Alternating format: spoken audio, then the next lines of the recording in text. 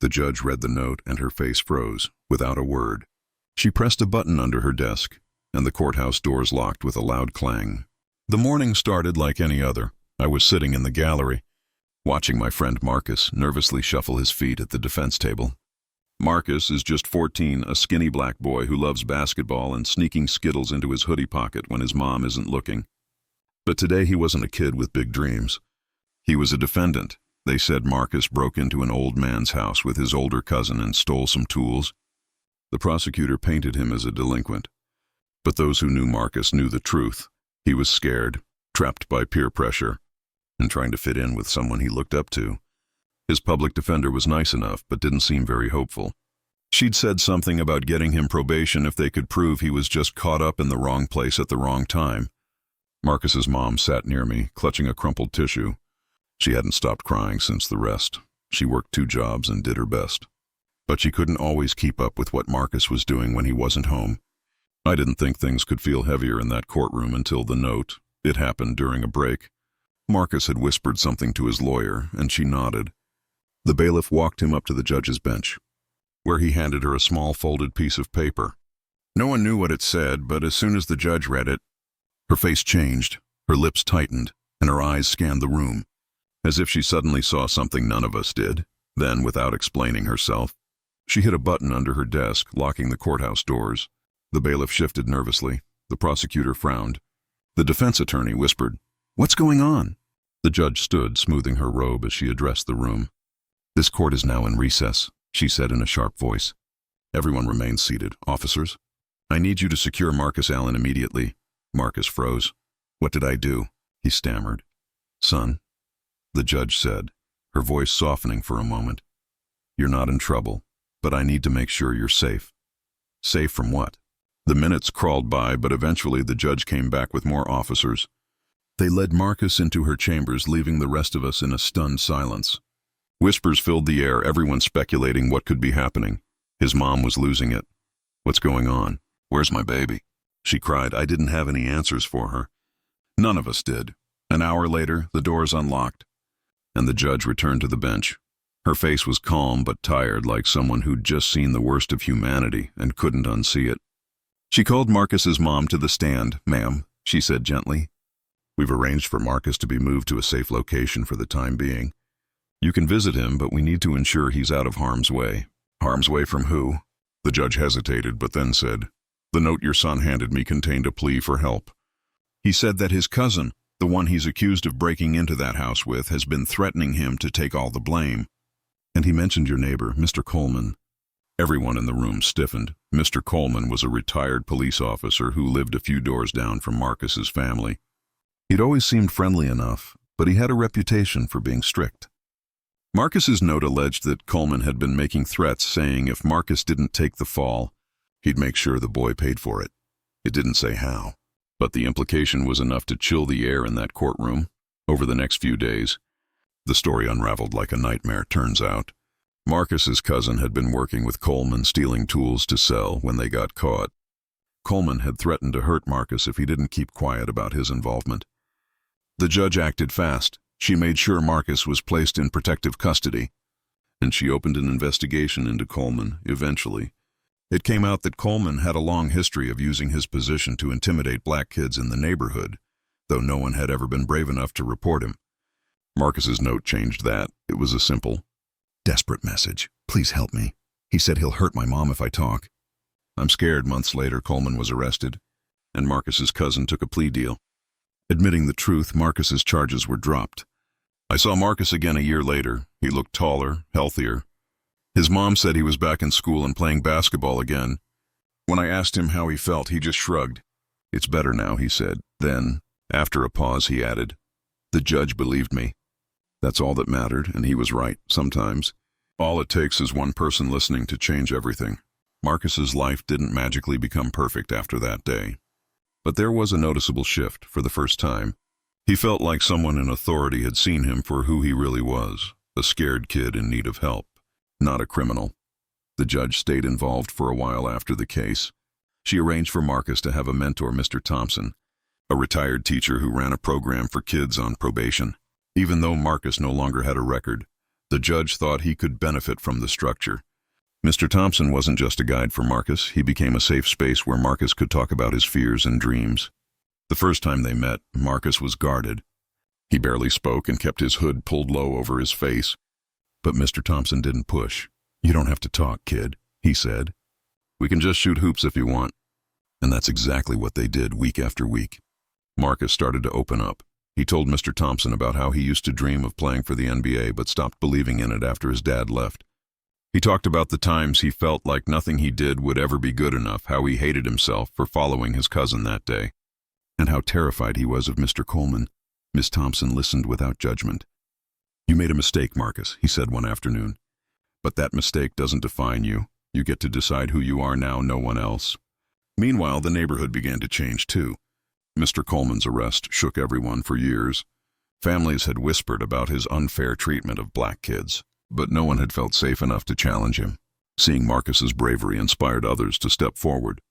A group of parents led by Marcus's mom started working together to protect their kids. They held community meetings, organized watch groups, and even petitioned the local government for better youth programs. It wasn't just about Coleman anymore. It was about making sure no kid in their neighborhood felt trapped or voiceless again. One day, Marcus and his mom were invited back to the courthouse. The judge wanted to check in and see how he was doing. When he walked into her chambers, she smiled warmly. "You look taller," she said. Marcus grinned. "I've been practicing my jump shot." The judge chuckled, then turned serious. "I wanted to thank you, Marcus. That note you gave me, it was brave. You helped uncover something that might have stayed hidden for a long time." Marcus shifted uncomfortably. "I was scared," he admitted.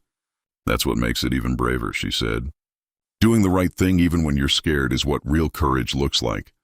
As Marcus walked out of the courthouse that day, he felt a sense of pride he'd never known before. He wasn't just the boy who handed the judge a note. He was someone who mattered, someone who had made a difference. Years passed, and Marcus grew into a young man. He stayed out of trouble, worked hard in school, and eventually earned a scholarship to a nearby college his first year there. He joined a program that mentored at-risk kids in the city wanting to give back in the same way people like Mr. Thompson had helped him. One afternoon, Marcus was sitting with a young boy named Elijah, who reminded him of himself at that age, quiet. "Unsure of his worth, I messed up bad," Elijah said. Staring at his hands, Marcus nodded. "Yeah, I've been there, you. But you're in college," Elijah said, eyes wide. Marcus leaned forward, resting his elbows on his knees. "Let me tell you a story about a note I once wrote to a judge."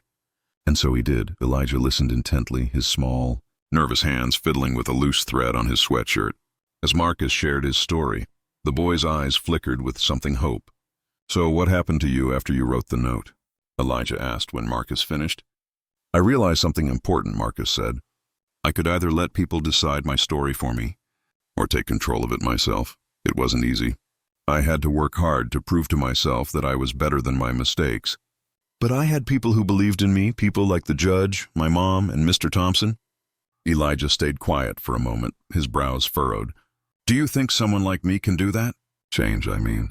Marcus leaned back in his chair and looked him in the eye. "I don't just think you can. Elijah, I know you can, but it's going to take work, and you're going to have to start by believing it yourself. Nobody's perfect, but every day you have a chance to do better." Elijah nodded slowly. "I want to. I just don't know how." "Then let me help you," Marcus said, a small smile tugging at the corners of his mouth.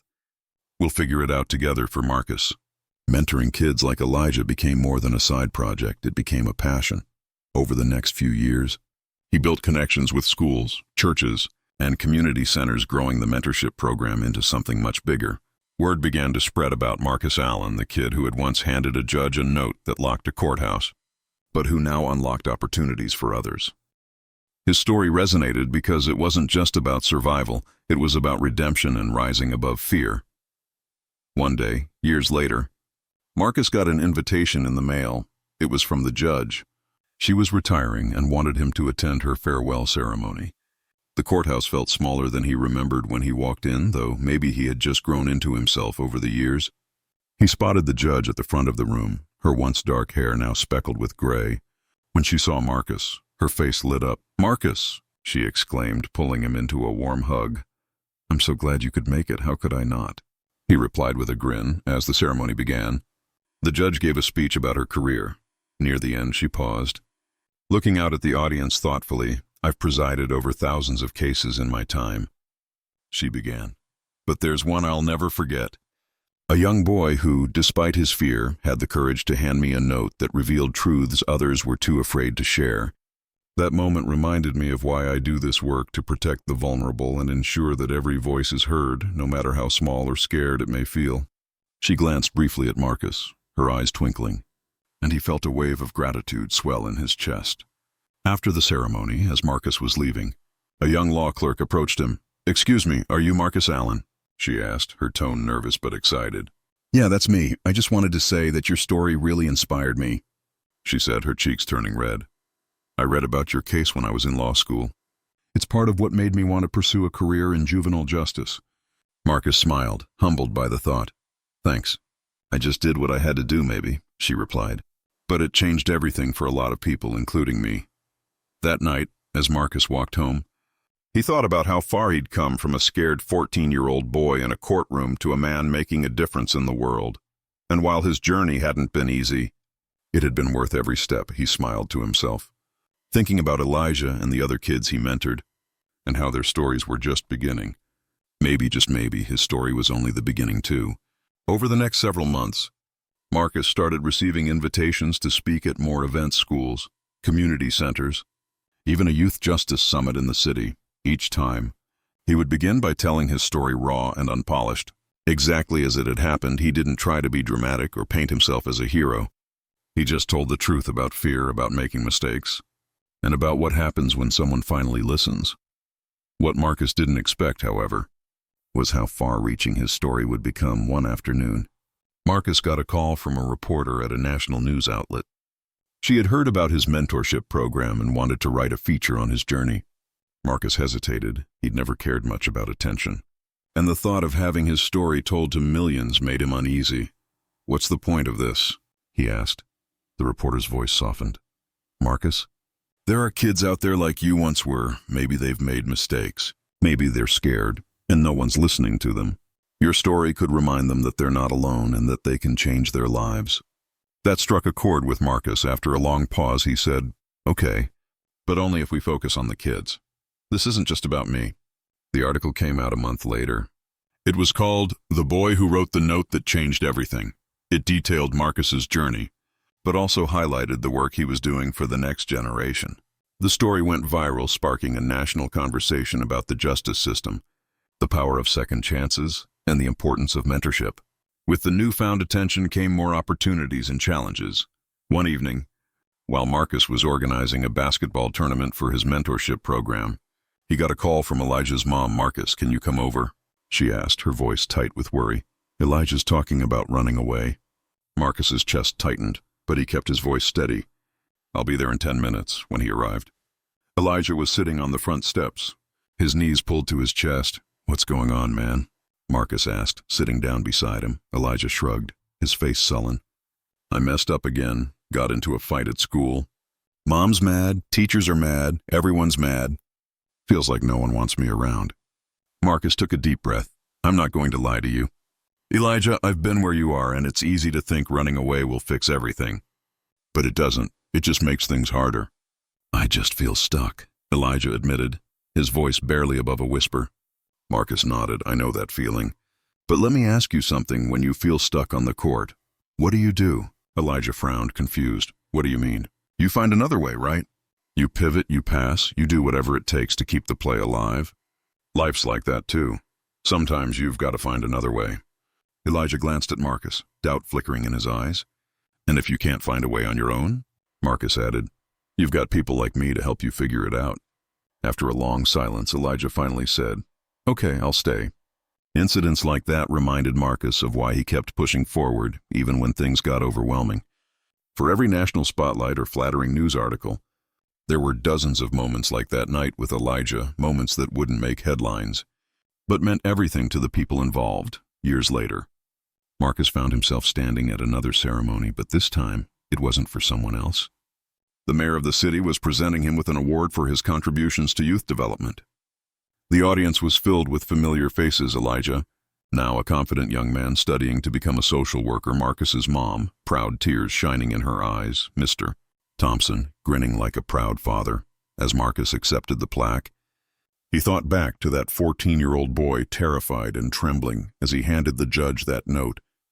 If someone had told me back then that I'd be standing here today, I wouldn't have believed them, Marcus said, his voice steady but emotional.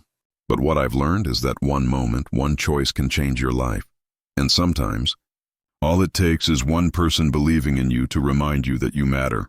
The crowd erupted in applause. But Marcus didn't let it go to his head. Instead, he locked eyes with Elijah and the other kids from his program. This wasn't just about him. It never had been. As the applause faded, Marcus stepped down from the podium, shaking hands and exchanging hugs, already thinking about what came next. There was still so much work to do, and Marcus knew that if his story could change one life, maybe it could change many more. As the award ceremony wound down and the room started to empty, Marcus stood by the doors. Thanking people as they left, Elijah lingered behind, holding his own small plaque award Marcus had insisted on giving to him earlier for his commitment to mentoring younger kids in the program. Still doesn't feel real, Elijah said, holding the plaque up to admire it. Nobody ever thought I'd be the kid getting awards. Marcus chuckled, resting a hand on his shoulder. That's because nobody knew what you were capable of, yet not even you. But look at you now, Elijah. You're proving everyone, even yourself, wrong. Elijah grinned sheepishly. You're the one who believed in me first. And now it's your job to pass that belief on, Marcus replied. It's like a chain. You keep pulling the next person up, and they pull someone else. Elijah nodded, but his smile faded. Think it'll ever stop? Though the way kids like us keep needing to fight just to be seen. Marcus looked out across the room, where parents and kids were hugging, laughing and sharing stories. It was a moment of warmth and hope. But he knew Elijah's question carried weight. Maybe not completely, Marcus admitted. There's always going to be challenges, people who don't see us, don't care, or think we don't belong, but that's why we have to keep showing up for each other. For the next kid who feels invisible, Elijah nodded thoughtfully, clutching his plaque a little tighter. That night, as Marcus drove home, he thought about what Elijah had said. The truth was, the system wasn't perfect, it was far from it. Too many kids were still falling through the cracks, punished for mistakes that wealthier or more privileged kids would be given a pass for. He knew he couldn't fix everything, but he also knew he didn't have to. The spark he lit in his community was already growing into a flame. Parents were organizing, schools were getting involved, and kids like Elijah were stepping up as leaders. Still, Marcus wanted to do more. He spent the next few weeks reaching out to lawyers, educators, and activists trying to figure out what his next move should be. Then, one day, an idea hit him. What if he started a foundation, something bigger than just his mentorship program? Something that could fund scholarships, legal aid, and advocacy work for kids who needed it. The idea felt daunting. He wasn't rich or famous, and he wasn't sure where to start. But as always, Marcus leaned on the people who believed in him. The judge agreed to help him navigate the nonprofit world, and Mr. Thompson introduced him to a grant writer who volunteered to draft proposals within a year. The Note Foundation was born, named after the piece of paper that had changed Marcus's life all those years ago. The foundation grew quickly. It started with local scholarships for at-risk kids and workshops teaching young people how to advocate for themselves. But soon it expanded to offer legal support for juvenile cases, mental health counseling, and even partnerships with schools to improve equity and discipline policies. Elijah became one of the first youth ambassadors for the foundation, standing in front of classrooms and community groups. He shared his own story and encouraged other kids to speak up about what they needed. One day, after a particularly powerful presentation, Elijah pulled Marcus aside. You know, he said, his voice filled with awe. All of this, everything we're doing, it's because you wrote that note. You realize that, right? Marcus smiled, shaking his head. It's not just about the note, Elijah. It's about what happened after. It's about everyone who took that moment and turned it into something bigger. The note was just the spark. Years passed, and the impact of the Note Foundation spread far beyond Marcus's city. By the time Marcus turned 30, the foundation had helped over 1,000 kids, with countless success stories echoing his own. On the anniversary of the foundation's creation, Marcus returned to the courthouse where it all started. The building felt the same, but everything else had changed, especially him. Standing in the empty gallery, he pictured his 14-year-old self trembling in front of the judge. It felt like a lifetime ago, but the weight of that moment still lingered. He pulled a small, weathered piece of paper from his pocket, the original note he'd written all those years ago, which the judge had returned to him once the case was closed. The words were smudged, the handwriting shaky, but the message was clear. "Please help me." "I don't know what else to do," Marcus smiled softly. "We found a way," he whispered, folding the note and placing it back in his pocket. And with that, he walked out of the courthouse ready to keep building the future he once thought was impossible. As Marcus left the courthouse, the cool evening air brushed against his face, carrying with it a strange mix of nostalgia and hope. The streets outside were quieter now than he remembered, but they felt alive in a way they hadn't when he was a scared teenager filled with possibility instead of fear. He pulled out his phone as it buzzed with a call. It was Elijah. "Hey, Elijah, what's up?" Marcus answered. "Marcus, I just got out of the meeting with the foundation board. They approved my idea." Elijah's excitement was contagious. "Wait, which idea?" Marcus asked, though he had a feeling. "The mobile outreach program," Elijah said, practically shouting through the phone. "We're going to have a van with resources counselors, legal advice, tutoring, everything. We're taking it straight to the neighborhoods where kids need it most." Marcus broke into a grin, stopping mid-step on the sidewalk. "That's amazing, Elijah. I knew they couldn't say no to that. You've got a real talent for this." "You know," Elijah laughed nervously. "Yeah, well, I had a good mentor. Just keep paying it forward," Marcus said. "That's the only thing I ask, always," Elijah promised. The mobile outreach program became one of the most ambitious projects the Note Foundation had ever launched. Elijah poured his heart into it, and when the first van rolled out into the community, Marcus was there to celebrate, standing proudly by his protégé's side. The van wasn't just a symbol of help, it was a beacon of hope. Kids would come up timidly at first, unsure if they could trust the people inside. But once they saw familiar faces, Elijah, Marcus, and other mentors, they started to open up. Some came for tutoring, others for a warm meal and a kind word. And some, like Marcus years ago, came because they were desperate for someone to listen. One day, as Marcus was sitting in the van, a boy around 12 years old shuffled in, clutching a crumpled piece of paper in his hand. His clothes were wrinkled and his eyes darted nervously around the small space. "Hey there," Marcus said gently. "What's your name?" The boy hesitated before mumbling. "Jaden, that's a strong name," Marcus said, smiling. "What can we do for you today, Jaden?" Jaden looked down at the paper in his hand, then slowly passed it to Marcus. It was a note scrawled in messy handwriting. "I'm scared. Please help me." Marcus felt his heart clench as he read the words. They were so familiar, so painfully close to the note he had written years ago. He knelt down so he was eye level with Jaden. "You don't have to be scared anymore," Marcus said. "You did the hardest part already, asking for help. We're here for you now." Jaden looked up, his wide eyes filled with both fear and a glimmer of hope. That moment reminded Marcus why he had started all of this in the first place, for kids like Jaden. For kids like him. Over the years, Marcus watched as the foundation grew beyond anything he had imagined. More mentors joined the cause, more kids found their footing, and more neighborhoods began to thrive. Elijah eventually took on a leadership role running the day-to-day operations of the foundation, while Marcus focused on expanding its reach nationwide. But Marcus never lost touch with the kids. He still showed up at events, still shot hoops with the new recruits, still read every handwritten note that came his way.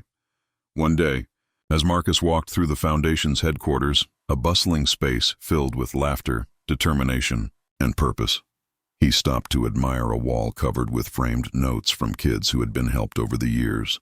At the very center of the display was his own note, the words still smudged, but as powerful as ever.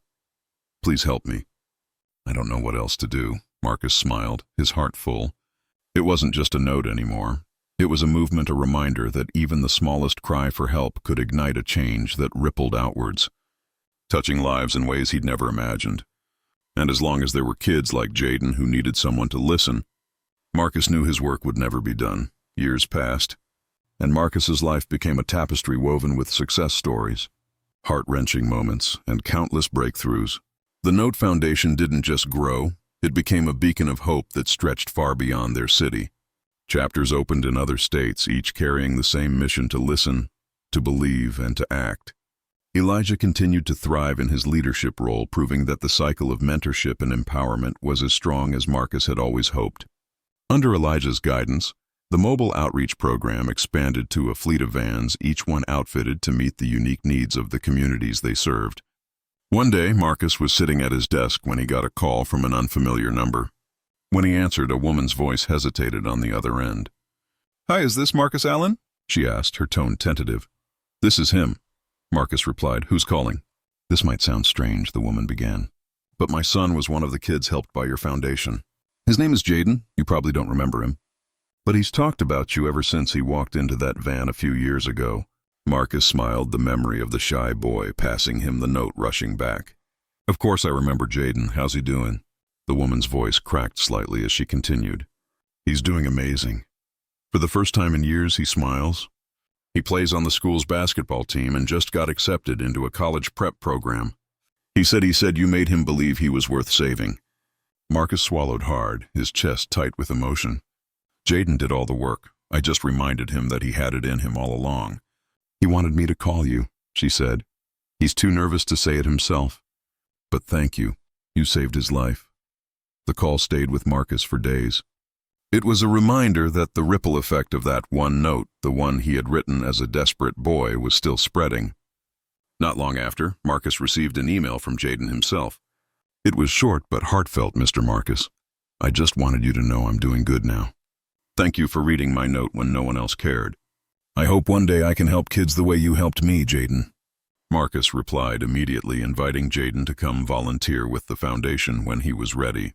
He could already see Jaden's future unfolding, a new link in the chain, continuing the cycle of hope and redemption.